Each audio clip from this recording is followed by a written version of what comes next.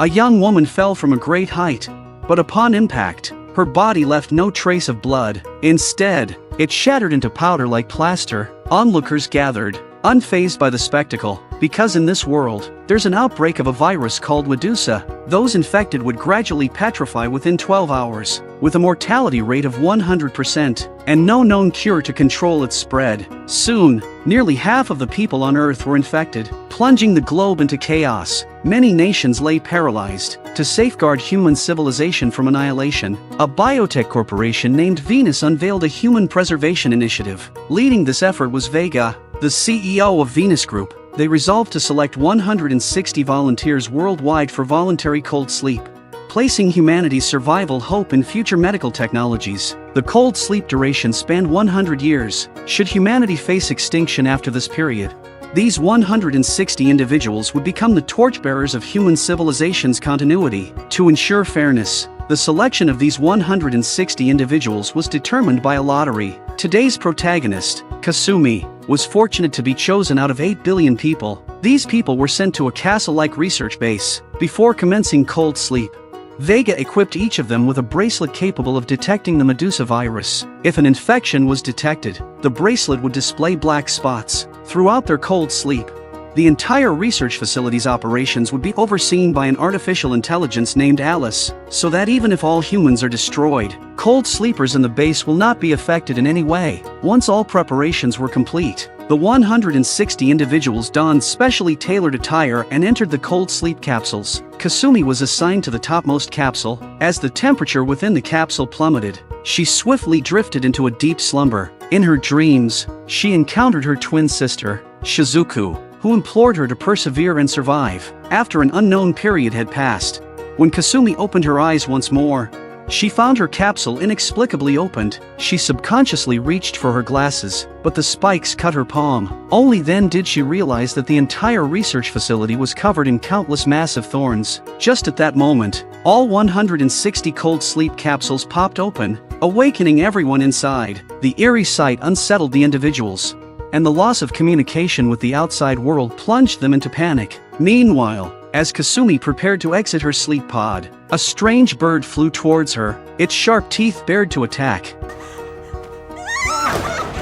They followed Kasumi's finger. They discovered that the base's ceiling was the nesting ground for these monsters. The next instant, the creatures descended upon the group with bloodthirsty fangs, mercilessly tearing into the survivors. The survivors desperately fled to the elevator, although the elevator door opened, but what came after was a dark elevator shaft. And below the elevator shaft, there was a monstrous entity with a hideous giant mouth, devouring these humans. Kasumi and the other survivors pulled up the old man who hadn't fallen. However, as the elevator doors began to close, the monster's tentacles reached out, instantly claiming 2 lives in their grasp. At that moment, the creatures abruptly dispersed, granting the survivors a brief respite.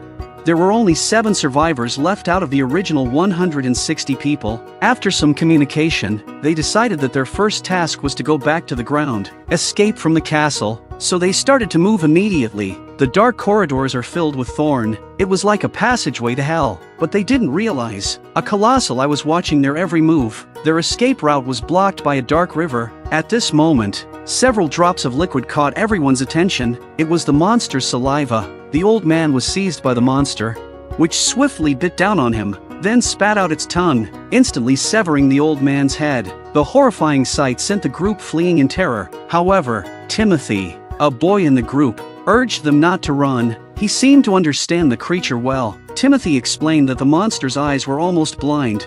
It can only tell where it is by hearing. He assured them that staying quiet would keep them safe. Despite Timothy's words, the others did not believe him. Owen grabbed the boy and tossed him into the water, leading the rest to jump into the swift river. This risky move allowed them to narrowly escape disaster. Yet, an unexpected event unfolded. Due to her lack of swimming skills, Kasumi fainted in the passageway. Owen immediately turned back to rescue her. Among a group of strange fish, he found Kasumi unconscious and successfully brought her back to safety. But the crisis returned. The familiar sound of dripping saliva echoed once more. Looking up, they saw the room ceiling crawling with monsters. In a critical moment, they scrambled into a protective door. However, due to a large gap, the monsters quickly followed inside. Fortunately, it was the security room. Everyone picked up guns to fight back. Despite the monsters' tough hides, they couldn't withstand the barrage of bullets. Just as they relaxed their guard, the monsters suddenly attacked Portman, but in the end, they finally survived the crisis without any danger. As the group rested, Owen suddenly aimed his gun at Peter before entering cold sleep. Everyone's personal belongings had been confiscated. Seeing Peter wearing a necklace now hinted at a hidden identity. With his cover blown, Peter held Kasumi at gunpoint and left the room in the elevator. The rest of the group arrived at the control room and armed themselves with some guns. However, when they checked the date on the computer, they were shocked to realize that only 48 hours had passed since they entered the cold sleep capsules to sleep and wake up. Despite numerous questions, they now had to escape quickly. They tried to move silently past the monsters, but a sudden jolt caused Catherine to involuntarily scream, alerting all the monsters. Faced with this crisis, Owen immediately shot at a fuel tank, triggering a violent explosion that unleashed fierce flames. Meanwhile, as Kasumi woke up again, she found herself in a laboratory filled with the remains of numerous monsters. To her shock, she discovered that their awakening was orchestrated by Peter and Owen. Peter turned out to be the inventor of the cold sleep capsules,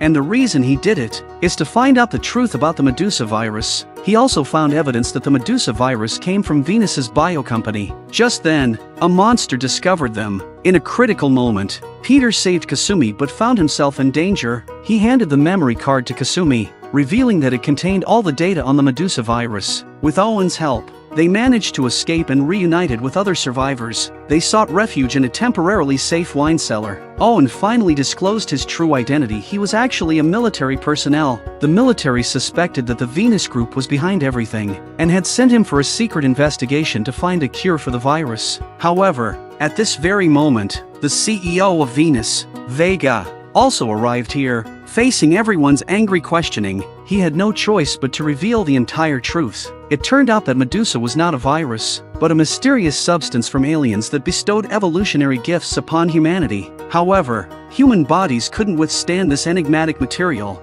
8 years ago, a meteorite struck the Earth. The result was not long ago. All the villagers in the neighborhood were petrified and died. Only a little girl survived. Vega, who was a high-ranking official at the time, was tasked with investigating. In the village, he was attacked by a peculiar creature. At first, the soldiers thought it was an alien creature. It was later discovered that the creature was a manifestation of the young girl's imagination. In fact, the girl had the ability to materialize her fantasies into reality through a certain medium, a power brought by the meteorite, which was the Medusa virus. To verify this theory, Vega brought the girl back to the base for research, and gradually uncovered the secrets of Medusa. The Medusa virus was a cosmic organism existing long before human birth. It can force humans to evolve, but ordinary humans can't withstand it. Eventually, they can only turn into stone and die. However, the girl survived and perfectly merged with the virus, transcending humanity. Vega, desiring this power, conducted brutal experiments on the girl daily, but with no progress, and the girl's mental strength began to continuously expand, even showing signs of collapse. So Vega selected 160 humans to share the girl's powerful mental energy together. This method proved effective as the girl's energy fluctuations were at an all-time high. However, just as the experiment seemed successful, an unforeseen event occurred. A being with a higher mental energy dimension stole the girl's consciousness, and her mental energy began to erupt.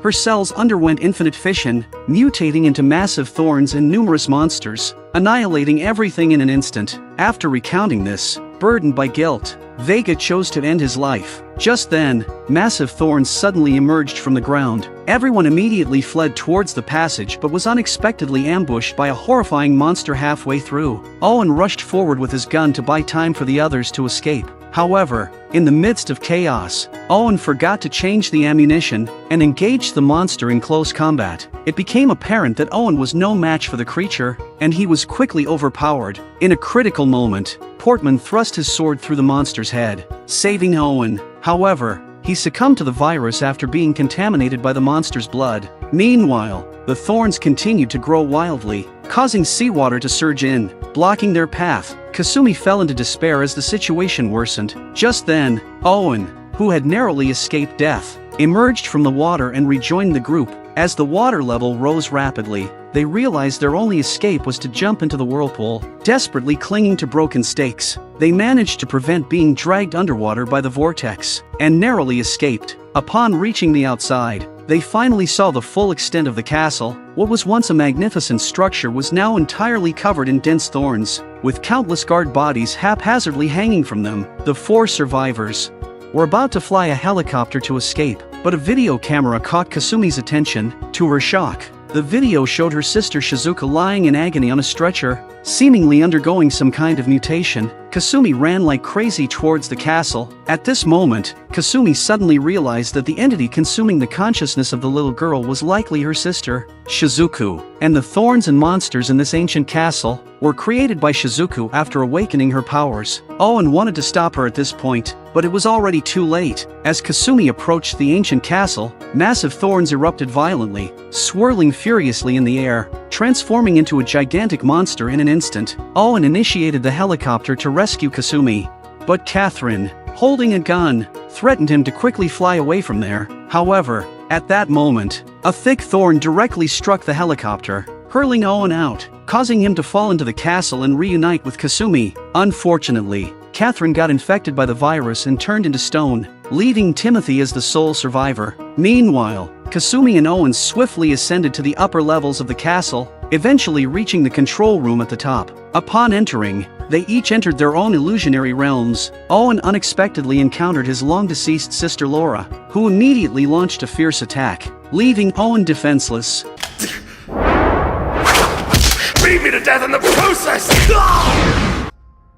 Alice is an AI. She can't spawn alternatives. At that moment, Owen suddenly raised his pistol, aimed at his neck and pulled the trigger, because there was a chip implanted in his neck. And sure enough, as the chip shattered, Owen's illusion shattered as well. Laura was now a tangled mass of thorns. Owen deactivated Alice. Kasumi also regained consciousness. Subsequently, she finally confronted her covered in thorns sister, Shizuku, whose body had perished, but her consciousness had not dissipated. When she saw the scar on Shizuku's hand, she instantly remembered everything. It turned out that Kasumi had died long before the virus outbreak. Unable to accept her sister's death, Shizuku's mind collapsed. However, in an unexpected turn of events, Shizuku's body merged perfectly with the Medusa virus, consuming the spiritual energy of the little girl. She then used this extraordinary power to create the current Kasumi and alter her memories. Shizuku aimed to craft a perfect world solely for Kasumi. The 6 survivors who had miraculously survived alongside Kasumi in the beginning were also carefully arranged by Shizuku. They can protect Kasumi while also teaching her to bravely face various dangers. However, when Shizuku had completed all of this, she found that she had lost control of her consciousness and was dissipating continuously. In the end, Shizuku advised Kasumi to live well. As she spoke, Shizuku began to disintegrate, using her last bit of strength to send Kasumi away.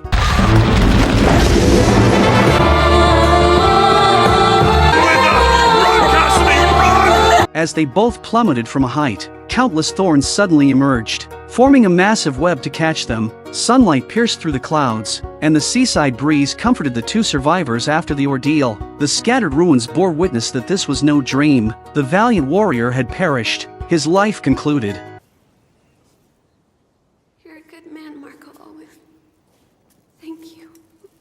And goodbye. Finally, Kasumi embarked on the journey home with the young boy. The winding and tortuous road is akin to a life full of thorns and twists. Although filled with spikes and turns, there will come a day when the flower that belongs to you will surely bloom.